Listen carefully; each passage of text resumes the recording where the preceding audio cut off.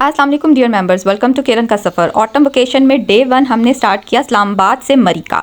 मरी में हम कहाँ गए और हमने क्या क्या किया उसके लिए स्टे ट्यून रहें हमारे साथ।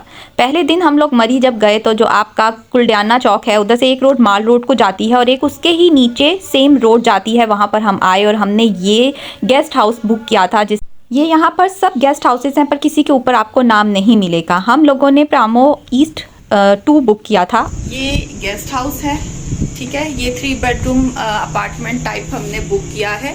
ये इसका एक बेडरूम है, यहाँ से इसका सेकंड बेडरूम है। बच्चों के साथ जो है ना वो बहुत प्रॉब्लम होती है कि अगर आपको कुछ चाय पीनी है, कुछ गर्म करना है लेट नाइट के लिए, तो इसीलिए हमने इस तरह का बुक किया है। यहाँ पर आपको ये छोटा सा किचन मिलता है, फ्रिज, माइक्रो, यहाँ पर टीवी लॉन्च है, ठीक है। और उसके साथ है ये 3rd बेडरूम जो कि इनका सबसे स्पेशल है क्योंकि इस बेडरूम के साथ आपको टेरेस भी मिलता है, ठीक है।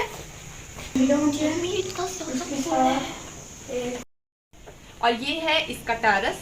टेरेस में भी चेयर और टेबल है और ये यहाँ से इसका व्यू है, बहुत अच्छा है, हाईली रिकमेंडेड है, बहुत साफ सुथरा है, सर्विस बहुत अच्छी है, स्टाफ बहुत अच्छा है।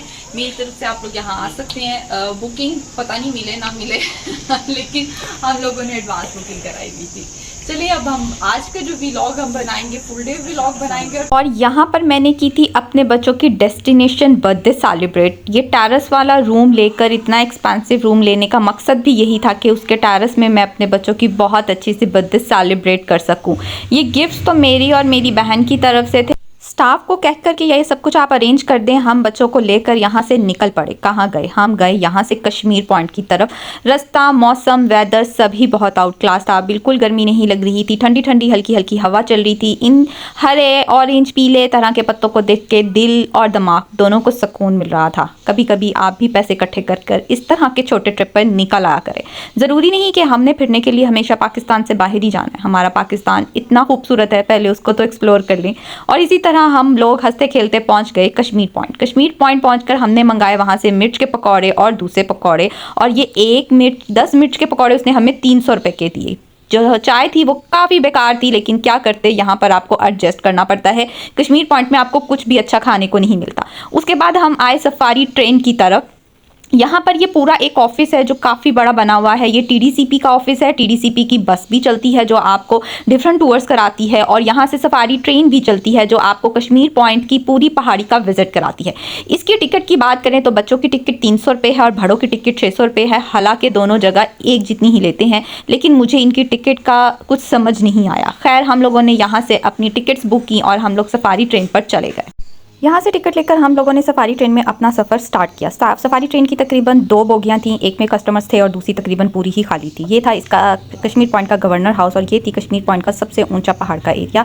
यहाँ पर जगह जगह रोककर सिर्फ वो ट्रेन का सफ़र ही लंबा कर रहे थे। ट्रेन इतनी स्लो चल रही थी कि साथ से पैदल चलने वाले लोग हमसे पहले जो है घूमकर वापस आ गए थे। काफ़ी पैथेटिक सफ़र था और बिल्कुल भी मज़ा नहीं आया।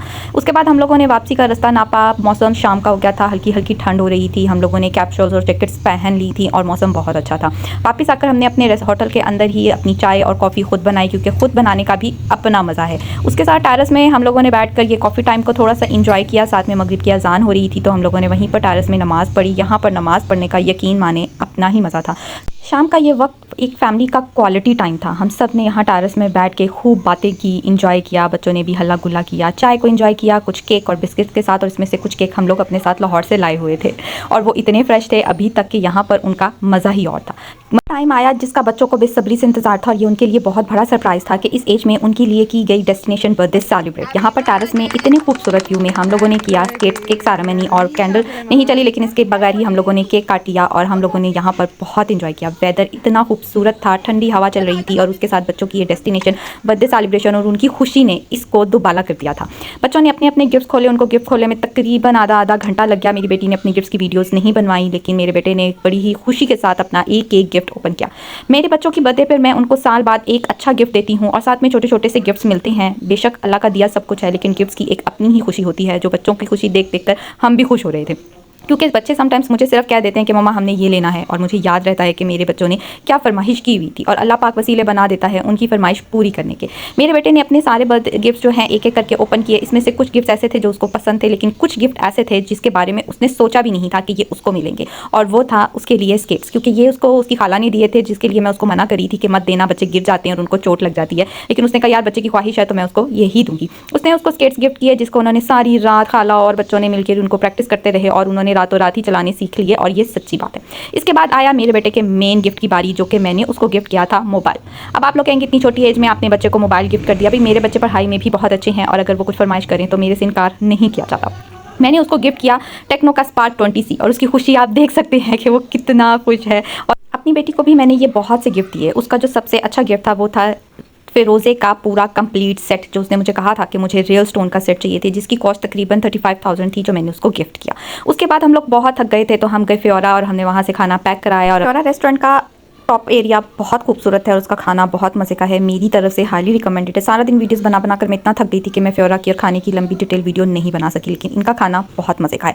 आगे के दिन मैंने कैसे स्पेंड किया और कहाँ कहाँ गई, उसके लिए मुझे लाइक, फॉलो एंड सब्सक्राइब कर ले। Thank you so much for watching. Allah.